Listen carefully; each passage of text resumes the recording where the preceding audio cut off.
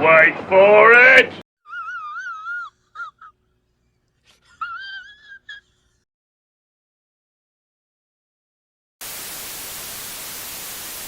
Right, we now have a maiden speech.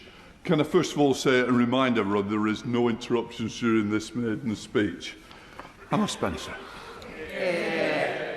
Thank you, Mr. Speaker. 4 weeks ago today, I was in college, a plumber learning how to plaster, and today I'm in Parliament as an MP. And being here is the honour of my life, but I don't want this to be unusual or exceptional. I truly believe that anyone doing a job like mine should get a seat on these benches. And where I'm from, we're taught to look after each other, to look out for each other, to stick up for each other and to stick together, to see each other as human. And I'm so proud of that humanity, and that people in Gorton and Denton and Burnage and Levenshulme and Longsight and Abbey Hay feel that way too. It's in our blood and in our bones. We see each other as human. Where I'm from, we give a nod to the statue of Emmeline Pankhurst. We remember the farm worker and seamstress Hannah Mitchell, the trade unionist Mary Quayle and the mill worker Annie Kenny. And of course, Elsie Plant, who's from just down the road from me and who I named one of my beautiful greyhounds after.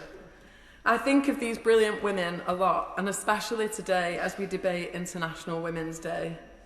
And I think of many others too, from pits, slums and factories, the women who changed the system so that I could be here, the women of colour whose names we will never know because history didn't bother to recognise or remember them, but we do today because without their struggle and their fight and their determination to stick together, none of this could be possible. And it's bittersweet to recognise these brilliant people, but to be reminded that we still need to try and be them. The constituency that elected me is the 15th most deprived constituency in the country. It has suffered decades of neglect and broken promises.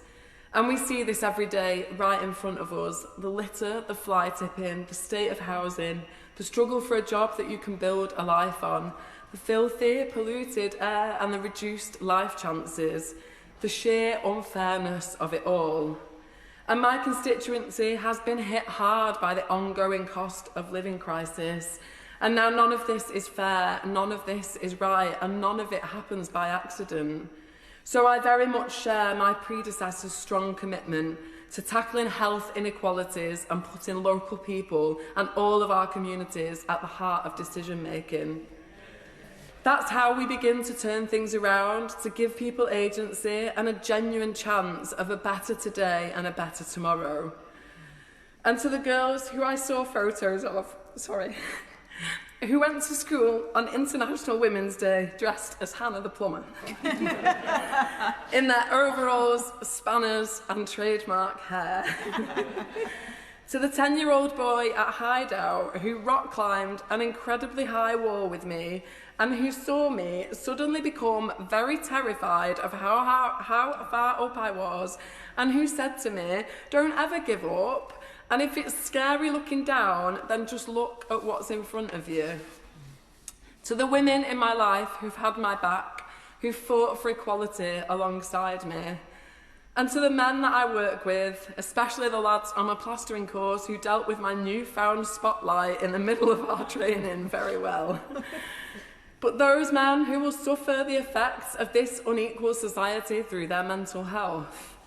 To the veterans I know who were willing to risk everything and come home and find that society was turning its back on them. To the white working classes who are always lumped into one group and never appreciated. To everyone who will have nowhere to sleep tonight or will barely exist in a cold, damp and insecure home. To my trans siblings who get blamed for everything. To the Muslims everywhere who are constantly and often violently scapegoated. To the disabled people who can't access the world because of structural inequality that is completely fixable. To the people of colour who have to work harder at everything. I don't always get it. I won't say I always understand it, but what I do know is what it feels like to be looked down on, to be let down, and left behind, to be less worthy because of something about me. And our struggles may be different, but our humanity is the same. We always stick together, we always fight for each other, and that is what I want us to take forward from International Women's Day, and to do that every single day. The cleaners, the bus drivers, the nursery workers, the foster carers, the home carers, the unpaid carers, the teaching assistants, the bin collectors, the warehouse workers, the delivery drivers, the school dinner staff, the lollipop wardens, the supermarket workers, the posties, the library staff, the kitchen porters, the farm workers, the mechanics, the ground workers, the scaffolders, the electricians, the plasterers and the plumbers. We deserve to be here, every single one of us. And I will make space for you to come and join me, to get to have your say. And from the bustle of Longside Market to the many Irish pubs in Levy, Sue's Chippy and Tony at California Wines in Gorton, the amazing young people at Hideout, the best hash brown butty at Cafe Plus in Denton, and the women-led social enterprise at Dahlia Cafe on Burnage Lane. You are the best of our brilliant communities. I want to put Gorton and Denton on the map by championing the positives about our community, the spirit, the warmth, the grit, and the way that we help each other out every single day. Whether that's our neighbours where we live or our siblings in places like Afghanistan, Gaza, Sudan, Iran, wherever we are, we deserve to live freely as the human beings that we all are. We do things differently in Manchester, and it makes me proud every single day.